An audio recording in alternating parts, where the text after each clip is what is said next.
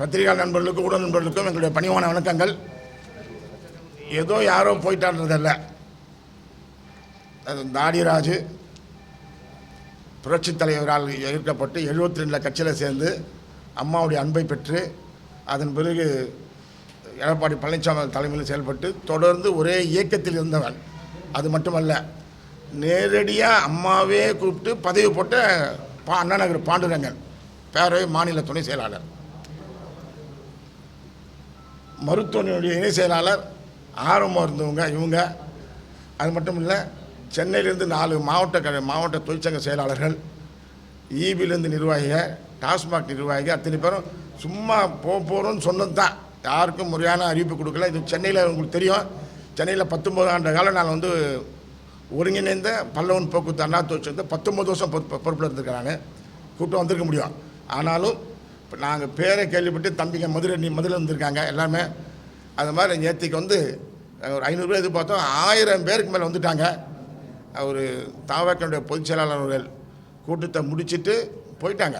அதுக்கப்புறம் திரும்பி போய் கேட்டேன். நாங்கள் தோழர்கள்லாம் உட்காந்துருக்காங்க, 600-700 பேர் உட்காந்துருக்காங்கன்னு சொன்னோன்னா அப்படியா அப்படி வந்து பார்த்துட்டு திருப்பி அவர் பேசிட்டு போனார்.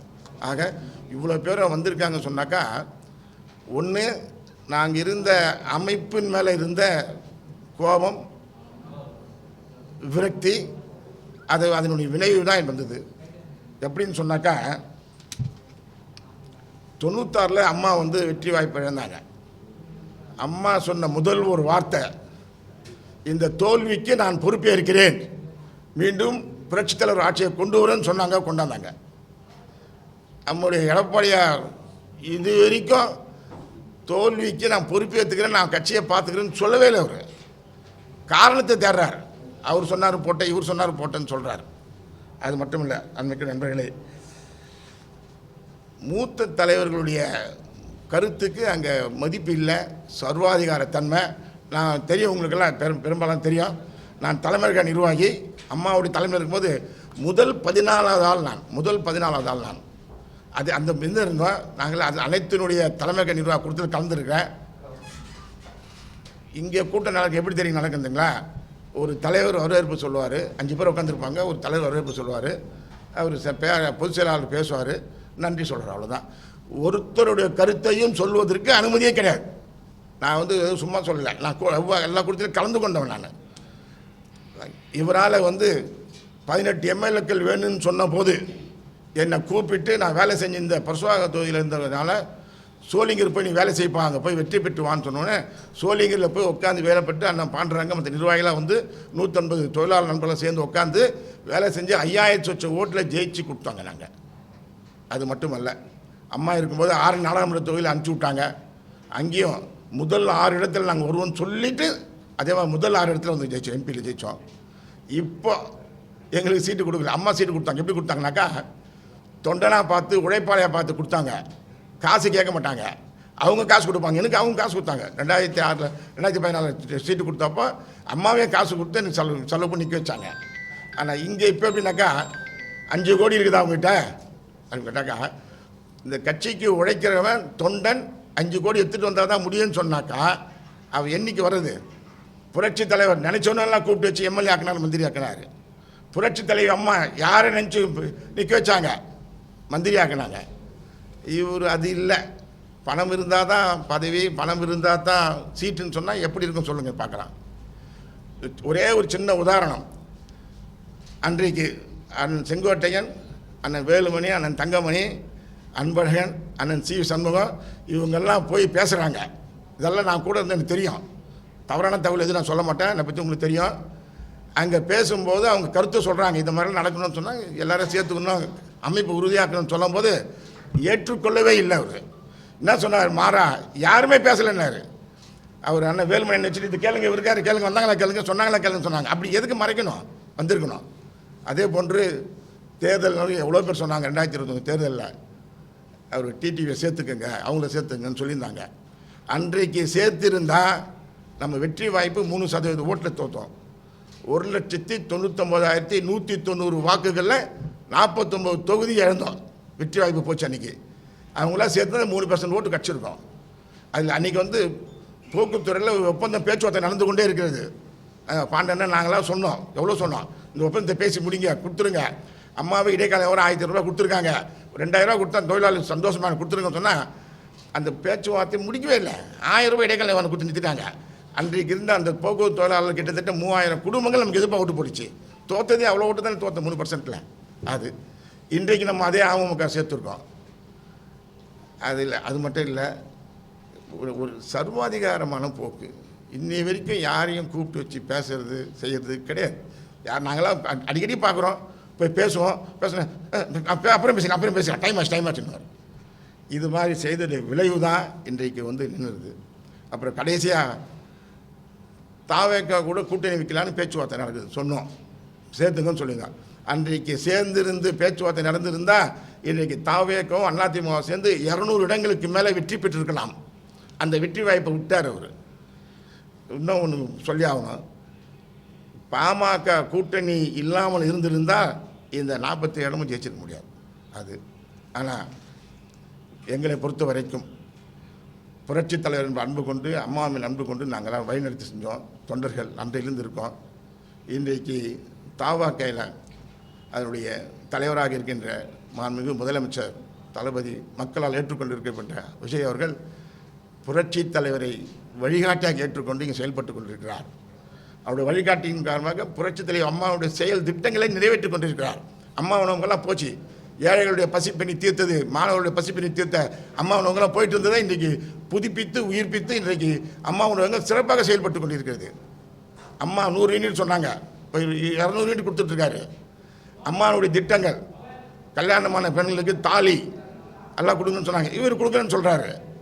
ஆக இதெல்லாம் எதிர்பார்த்து கொண்டு இன்றைக்கு அங்கிருந்து வெளியே வந்த நாங்கள் புரட்சித் தலைவர் பெயரை மூச்சுக்கு 300 தடவை உச்சரித்தார் முதலமைச்சர் விஜய் அவர்கள். அந்த பொதுச் செயலாளர் ஆனந்த் அவர்கள் பேசுகிறாரு. அது அது அவங்க என்ன சொல்கிறாங்க, நான் பொதுச் செயலாளர் சொல்கிறாரு, எங்கள் தலைவர் சொல்கிறாருங்க, 30 ஆண்டு காலமாக இங்கே இருக்க தொண்டர்கள் எதையும் எதிர்பார்க்காம இருந்தாங்க, அவங்க நீங்கள் வந்திருக்கீங்க வாங்க அவங்களோட இணைஞ்சு செயல்படுங்கன்றாங்க. அந்த சீனியாரிட்டிக்கு மதிப்பு கொடுக்குறாங்க. இங்கே எங்கள் பழைய கட்சியில் கட்சி விட்டு வெளியே போய்ட்டு வந்தால் ப்ரொமோஷன், அவனுக்கு கட்சியில் இருந்து ப்ரொமோஷன் கிடையாது. அப்படி ஆக என்றைக்கு ஒரு தொண்டனுக்கு உரிய மரியாதையை கொடுக்கின்ற அமைப்பு அங்கே இருக்கிறதோ, புரட்சித் தலைவர் பெயரை உச்சரிக்கின்றவர்களோ, அம்மா பெயரை உச்சரிக்கின்ற அம்மாவின் திட்டங்களை நிறைவேற்றுகின்ற நிலை இருக்கிறதோ அவங்க தலைமையில் சேரணும்னு நினச்சிருந்தோம். ஒன்றும் இல்லை, ஒரு வேட்புமனு தாக்கல் பண்ணிவிட்டு முதலமைச்சர் அவர்கள் முதல் குளத்தூர் தொகுதியை கால் வச்சார். நிலைமை 200 + 2 சொன்னதெல்லாம் போய் இன்றைக்கி தலைவரே தோற்கின்ற நிலைமை ஆகி போச்சாங்க. அவரை பேச விடலை, சுற்றுப்பயணம் செய்ய விடலை, சுற்றுப்பயணத்துக்கெல்லாம் டைம் கொடுக்குறதில்ல. அவ்வளவும் சொல்லி எல்லாம் பண்ணி கூட அவர் சென்ற இடமெல்லாம் சிறப்பாக இருந்தது, ஜெயிச்சிருந்தார். அவர் சுற்றுப்பயணம் செஞ்சு தமிழ்நாடு பூரா போயிருந்தால் இன்றைக்கு 200க்கு மேலாக தொகுதியை நிச்சயமாக வெற்றி பெற்றிருப்பார். ஆகவே அதற்குரிய ஊடக நண்பர்களே, நாங்கள் சொல்லுவாங்க இவங்க மனசு கஷ்டப்பட்டாலாம் போயிட்டேன். இல்லை, நாங்கள் இருந்த கட்சி நல்லா தான் இருந்தோம். அவங்க தலைமை சரியில்லை, சர்வாதிகார போக்கு, நம்ம வாரிசு அரசியல் மற்றவங்க சொல்லிகிட்ருப்போம். இப்போ இவர் அவங்க பையனை கொண்டு வர போகிறார், அதில் ஒன்றும் கருத்து இல்லை. இப்போ சொல்கிறார், கேபி முனுசாமி பேசிட்டாரு, பையனை கூட்டாந்துருங்க, யாரும் வேணான்னு சொல்லாதீங்க, கொண்டாத பற்றியெல்லாம் வரட்டும், செயல்பட்ட பரவாயில்ல. ஆனால் இதுக்காக இருந்தவர்கள் எல்லாம் இழந்து விட்டு எப்போ 32 எம்எல்ஏக்கள் ஒன்று சேர்ந்து நம்ம கூட்டணி ஆட்சி அமைக்கலாம், அவருக்கு விஜய் அவர்களுக்கு ஆதரவு தரலாம்னு சொன்னபோது அதை கேட்க மறுத்து தனக்கு என்ன கிடைக்கும், முதலமைச்சர் பதவி கிடைக்குமான்னு சொல்லி கேட்டு மறுத்து நான் காரணத்தை விளைவாக வெளியே போனாங்க. அவங்க சில மறைக்கிற இல்லைன்றாங்க. நாங்கள்லாம் இப்போ அங்கே இருந்தோம். முதல்ல உதயநிதி பேசினார், அதுக்கப்புறம் அவரே பேசினார், ஸ்டாலினே பேசினப்புறம் வெளியே போய் பேசிட்டு வந்தார். பேசிட்டு ஆட்சி அமைக்க சொன்னோம். நாங்கள்லாம் புரட்சி தலைவரால் தீட்டப்பட்டு, அம்மாவால் தீட்டப்பட்டு தீய சக்தின்னு சொன்ன அந்த திமுகவோடு சேர்ந்து எப்படி நாங்கள்லாம் பயணிக்க முடியாது. எங்களை போன்ற புலவர் சுகுமாரம் போன்ற எவ்வளோ பேர் நாங்களாம் பாதிக்கப்பட்டோம், செத்தோம். திமுக அவங்கள கூட்டணி சேர முடியுமா, சேர்ந்துருக்க முடியுமா, முடியாது. இப்போ இதை தான் எல்லாமே சொல்கிறீங்க, திமுகவோட கூட்டணின்றது வெளியே வந்துடுச்சு. அது இது மட்டுமல்ல, எம்பி தேர்தலில் 25 கோடி ஒருத்தருக்கு இருக்கணும், அவங்க தான் சீட்டுன்னு சொல்லி சீட்டு கொடுத்தார், அவங்களுக்கு தான் சீட்டு கொடுத்தார். ஆனால் செலவு பண்ணும்போது கிட்டத்தட்ட எனக்கு இன்சார்ஜ் கொடுத்தாங்க. நாங்கள் போய் அங்கே வேலை செஞ்சுட்டு இருந்தோம். 5 கோடி மேலே செலவு பண்ணல. கடைசி நேரத்தில் நிதிர் செலவெல்லாம் பண்ண வேணாம்னு சொல்லிட்டாரு. காசு கொடுக்க வேணாம், செலவு பண்ண வேணாம்னு சொல்லிட்டாரு.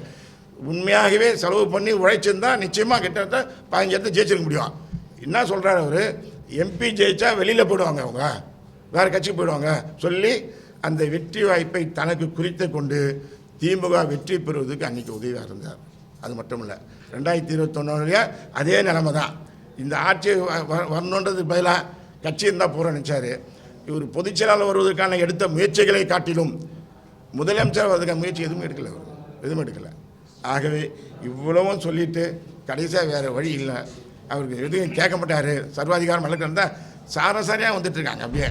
அதுவும் புரட்சித் தலைவரின் புகழையும் புரட்சி அம்மா புகழையும் சொல்லுகின்ற அந்த இயக்கத்திலே தொண்டர்களை மதிக்க வேண்டும் என்று நினைக்கின்ற அது அவர் ஆனந்த் பொதுச் செயலாளர் தலைமையில் இருக்கின்ற அவர் இயக்கத்தில் நாம் கலந்து கொண்டு செஞ்சுருக்கிறோம். ஆகவே இதை இனிமேல் அதிமுக இனிமேல் யார் காப்பாற்ற போகிறது? ஆனால் ஒன்று அம்மா சொன்ன மாதிரி தைரியமாக இவர் சொல்லி இந்த தோல்விக்கெல்லாம் நான் பொறுப்பேற்றுக் கொள்கிறேன், நான் விலகிக் கொள்கிறேன், விலகிட்டாக்கா யாராவது புதுசாக வந்தால் அந்த இயக்கத்தை காப்பாற்ற முடியும், அவ்வளோதான். ஆகவே எங்களுடைய கோரிக்கை ஏற்று வருகை தந்திருக்க அவங்க பேருக்கு நான் நன்றி தெரிவித்துக் கொள்கின்றோம். கொஞ்சம் பேராவது காப்பாற்றிக்கலாம், அவர் அதுக்காக சொன்னேன். கட்சியாவது நிற்கும்னு நினைக்கிறோம். கட்சியாவது பாட்டிக்கிட்ட தலைவர் ஆரம்பிச்ச கட்சி இந்த கண்டக்டராக பதவியில் சேர்ந்த பொதுக்குழுப்பினர் இருந்தேன். இதோடைய உச்ச பதவி தலைவர் பதவி தான். கேட்கலையே சார், நம்ம சொல்கிறேன், எந்த கருத்து கேட்கலையே. நான் சொல்கிறேன், இன்னும் இந்த மூத்த தலைவர்கள் இருக்காங்க.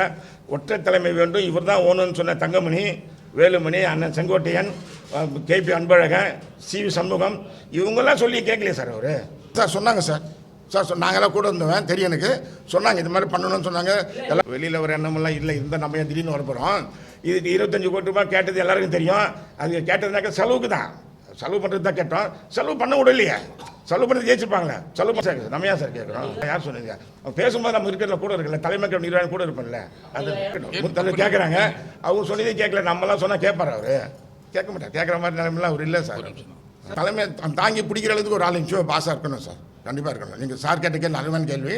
புரட்சித் தலைவர் இருந்தார், அவரே சுற்றி வந்து எடுத்துகிட்டு வந்து அம்மா வந்தாங்க, நிறுத்தினாங்க. இன்றைக்கி ஒரு முதலமைச்சர் விஜய் சார் வந்திருக்காங்க. அவர் தன்னிச்சையாக அவருடைய சொல்வாக்கள் தான் எல்லாத்தையும் இவ்வளோ வெற்றி பெற்றிருக்கார். 108 அவர் அந்த வார்த்தையை கேட்டுக்கல சார். சொல்கிறோம், நம்ம சொல்கிறோம். நான் சொல்கிறது கூட என் மூத்த தலைவர்லாம் சொல்லியிருக்காங்க. அவர் எதுவுமே கேட்டுக்கல சார். இந்த எல்லாரும் சேர்த்துங்கன்னு சொன்னாங்க. சேர்த்தாருங்களா அவரை கூட்டணி சேர்த்தாரா? யாருமே சேர்க்கல. இல்லை கடைசியாக பிஜேபி அன்றைக்கி இல்லை சார், உள்ளுக்குள்ளே சொன்னோம் சார். நாங்கள் அந்த நேரத்தில் சொன்னோம். நான் சொன்னேன், என்னோட முதல் தலைவர் சொன்னாங்க சார். உங்களுக்கு தெரியாமல் இல்லை, எல்லோரும் சொன்னாங்க. அவர் எடுத்துக்கல சார், கேட்கல, யார் பேச்சும் கேட்கல சார். அவர் சர்வாதிகாரமான போக்கு, ஒரே சர்வாதிகார போக்கு நடந்து தான் இந்த நிலைமைக்கே காரணம்.